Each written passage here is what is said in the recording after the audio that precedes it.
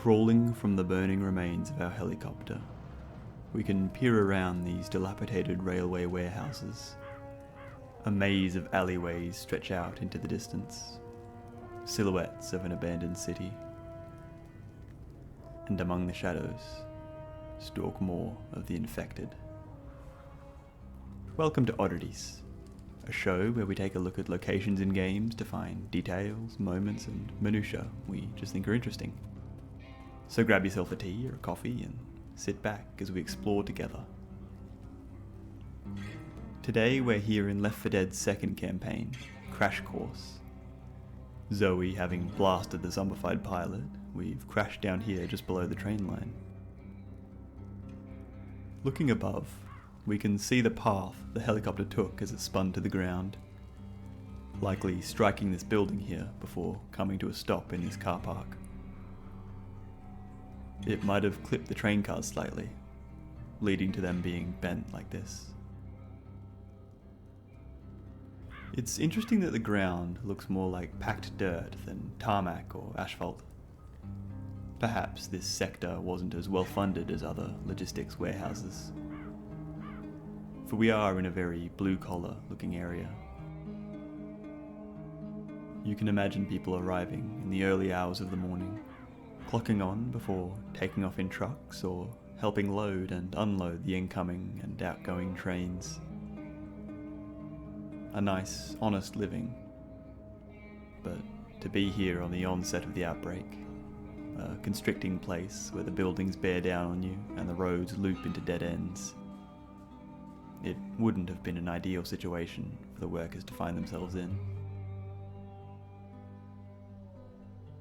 The army didn't fare much better. In this basement we can find 2 deceased soldiers, having fallen to the horde.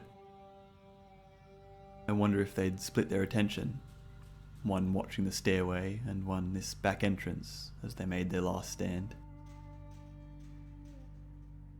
And across the way, we're starting to see new challenges present themselves other than simply escaping. This many days in, people are starting to need sleep, tucking themselves in hard-to-find places, praying that the doors and barricades hold. It doesn't look like this person's gamble paid off. Their neighbour had set up some secondary defences. This upturned table to duck behind should the garage shutters fail them. One thing I love about this game is the sense of silent momentum the world has, if that makes sense. As if all this story in the environment only just took place. Able to imagine what actions people took in the moment. Like this wedged truck, its lights still beaming after its driver abandoned it, perhaps joining this pile or jumping the fence. There's wall graffiti here, someone having noticed that the army abandoned some weaponry that could be useful. And we can learn about this Angels of Death group who look like they were quite proficient at killing zombies. At least I hope these tallies are counting zombie kills. I wonder what they drew this with. We find a lot of these messages in the game, so it seems like chalk and permanent markers became quite the commodity when the outbreak hit. It looks like something barreled through this plaster here. Anyone hunkering inside would have had quite the surprise. Probably a tank or charger who came to investigate. It seems this Hirsch company has been around for a while, aging this area for us. I'm sure this was a place of tradition, simplicity and order. Everything running as it should in a constant loop of loading and unloading. There is peace to be found in that, though when something is thrown into the works, like this outbreak, everything falls in an instant. The only indication of history, now the signs we leave behind. Advertisements are annoying, but it's interesting to go and find some from the past, peering back in time a bit.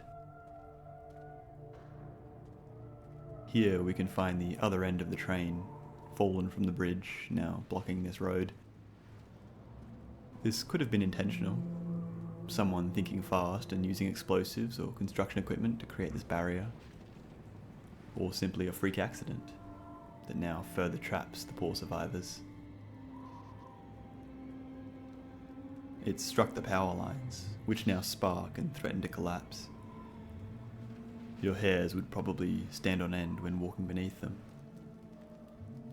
Best to avoid touching anything nearby. Someone had illuminated this room with a lamp. With this table here, I wonder if they had something splayed out, like a map. Or maybe they were performing first aid on someone that lay upon. Fleeing when they heard the train come down.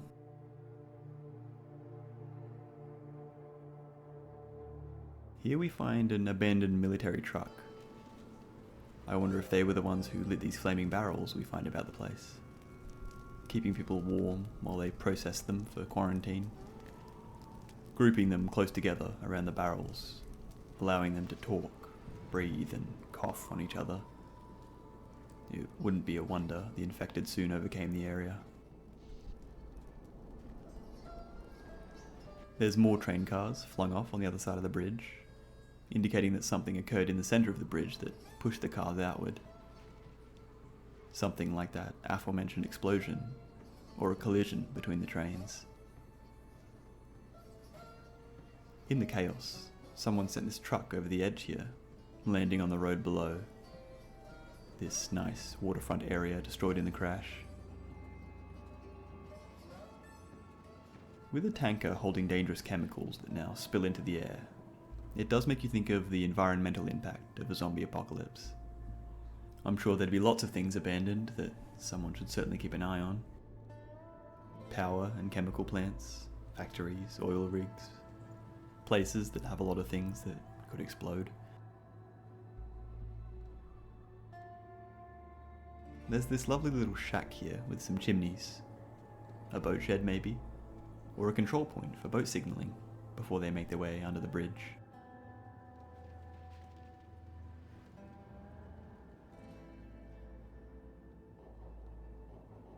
Interesting that this car is buried. It looks like a lot of this dirt shifted when the wall gave way. Perhaps collateral from a shot by the howitzer, aiming at the horde clambering their way over. Finding another fallen train car, and this barrier constructed by the military, is lending credence to the train derailment being intentional.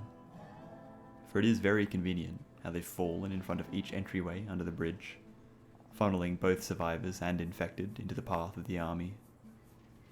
Perhaps the howitzer itself is what caused the derailment, or it was being set up to fire at the funneled horde, keeping the shots easy as they barreled in from one entry point. The building to the left of the howitzer looks like it was being refurbished. Maybe it was recently sold to a new company, looking to forge their way in the logistics business. Now all it gives us is a nice wide space to skirt around the infected. Blasting a hole through the checkpoint, we can see pretty much every car facing the same way. It looks like this was the way out of town. At least it was until this truck decided to get its trailer stuck. I wonder if that little building we spied earlier is related to these waterworks in some way. In the safe room, we get a sense that people were displeased with Cedar and Alison's poetry. Moving away from the alleys of the train yard and canal, we come across more storage businesses, likely to stick stuff awaiting transport. Inside we find construction supplies, spools and a myriad of boxes. Clearly not storing things for general use, but industrial purposes. With this lease sign, and the one we saw on the renovated building earlier, maybe this place was going through something of an attempted upheaval. Old businesses being shuttered to make way for new ones. Or a big conglomerate was buying all of them out to monopolize the area. Under the bridge here, we have another military cordon, but it looks like this bus driver thought to try and break through it, not wishing to become another sitting duck. Unless they were escaping a horde. With the fencing having fallen towards us, it could be a sizable group of the infected pushed through this defence before making their way towards the bridge. Here we can see that the bridge itself fared about as well as the trains it carried. A truck has hit it, causing it to collapse and tip the rest of the carriages down here. I suppose no one is using the trains to escape anymore. I wonder why these shipping containers are here. They're too far from the bridge to have fallen, so they must have been placed. All are empty, so they might just be old and discarded. Someone did try and hold up in one, putting their sleeping bag within. It is crushed and bent. This truck is still on, so it might have clipped it as it rounded the corner, before turning and realising no one ever cleaned up the old shipping containers. Or maybe a tank got wind that someone was within, and made every attempt to pry it open like a can of tuna. Someone had better improve driver's ed in this place, because pretty much all the trucks are jackknifed. Though a survivor was smart enough to turn this one into a bridge with this piece of fencing, they must have grabbed it from the fence this car drove through. Perhaps it was the same person who reinforced this truck we find during the escape segment. Alongside these sandbags that have been built around this bus, I imagine it was a group of survivors who banded together to defend this place as they finished their modifications. I suppose they too fell to the horde after an impressive holdout.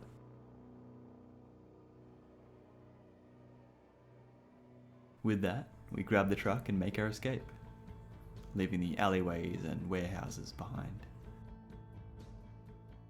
Crash Course is a fairly short campaign, with only 2 sections and a short holdout, but it still has some of that awesome environmental design the series is so good at. The way the lighting guides you through the maze rather than a compass, illuminating the path through the dark. And you can really feel that constrictive pressure as the infected press on you from all sides.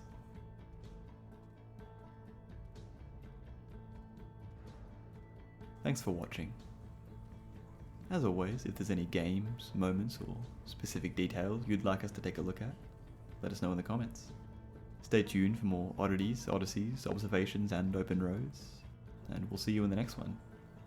Cheers!